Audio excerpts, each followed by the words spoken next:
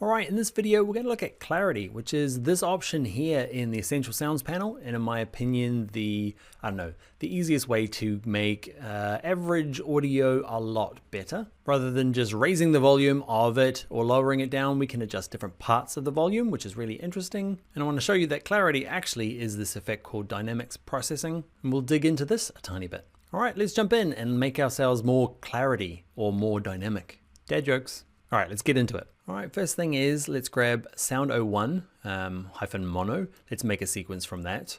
And what we'll do is we're gonna build something, is it weird? Premiere Pro is kind of strange the way it organizes. It's by frame rate now. I didn't choose frame rate. Let's go name. So it's at least 1, 2, 3, 4. Let's rename the sequence and let's call this one dialogue. This is me talking. So I need 01 in there. Let's grab this 02 as well and put it in. Okay, and we're going to work on this WAV file. Just a little heads up. I kind of mentioned it before. A WAV file here is the better file to be using. It's a lot bigger than an MP3, but it's not as stripped back and compressed. And you'll find, if you have the option, okay, record in WAV files, or at least if you're downloading them from, say, stock places, often there's an MP3 and a WAV version. The WAV versions are bigger, but have more information in there that we can use to kind of fix, or in our case, we're going to clarify. We're going to work on this track first. Let's have a little listen. All right, so this is where we end up at the end of this video today. So this is what I do mostly to make audio sound better, especially dialogue. That's what I do a lot of.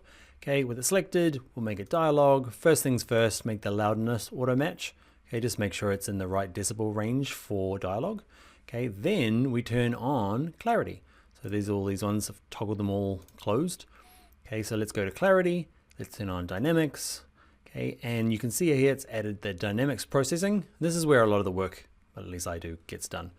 Okay, and you can drag it up and down. Okay, I'm going to set an in point and an out point just so that it loops. All right, so this, if yours is not looping, just make sure you've got your, it's a little hard to see all these buttons, right? It's a bit crammed in here on my one, so you got to make sure you're on loop playback. Okay, so that this is where we end the end. All right, so this is where.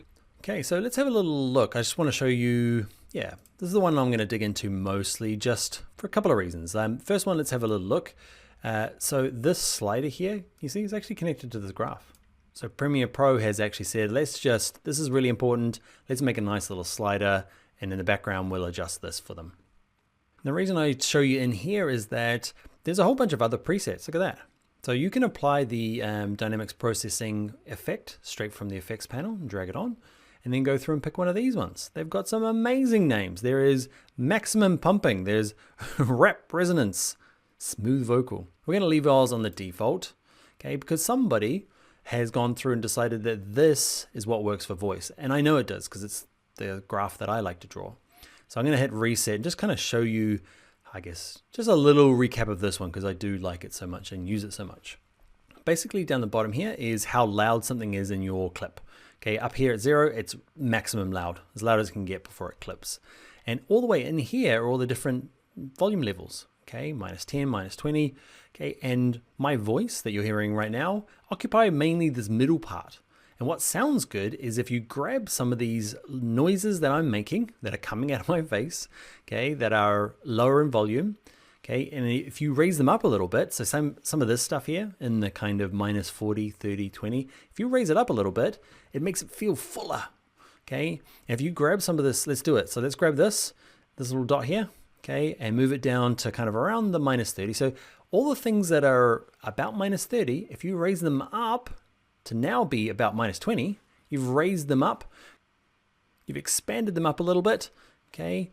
Not touching the really loud stuff, that can stay there, okay? Basically it's being compressed, okay? But you want the middle stuff to be lifted up. And the stuff in the background, the noise that's, I don't know, really low in my voice, and mainly it's kind of background junk, okay, that the microphone's picked up. So all of this really quiet stuff, I want it to be even quieter. -70, if you're at -70, you're going to be even lower. You're going to be now down at -85. And you'll find something, do you recognize this curve? Happens a lot, right? And from our curves from when we're doing our hue and saturation, or our color grading part, okay, and this ends up being a really nice kind of graph that suits voice, makes bits fuller. Hit spacebar. We end up at the end of this video today. All right, so this is where we now what you can do is turn it on and off while you're playing. Okay, see this little bypass? They call it bypass. It's on and off. Okay. End up at the end of this video today. All right, so this is where we end up at the end of this video today. All right, so this is where we end up at the end of this video. The difference here, you know, from what we've done before in like the Essentials courses, we just raised everything up, right? We said, okay, make everything a bit louder. So the bad stuff got louder as well as the good stuff. And in this bit here, if we make parts of the dialogue, okay, louder, keep some of it the same, make other parts lower, it's kind of changing the volume of different parts within the clip rather than just everything up, everything down. And I wanted to show you all the different presets, okay, that you can kind of jump into, not just this slider here. And it's also really interesting when you kind of see that these sliders are doing something on the back end. It's a lot bit more complex than my slider, but hey, I think it sounds good how I had it today. All right, so this is where we end up. Let's look at making terrible audio good. You can never make it great, but you can make it good.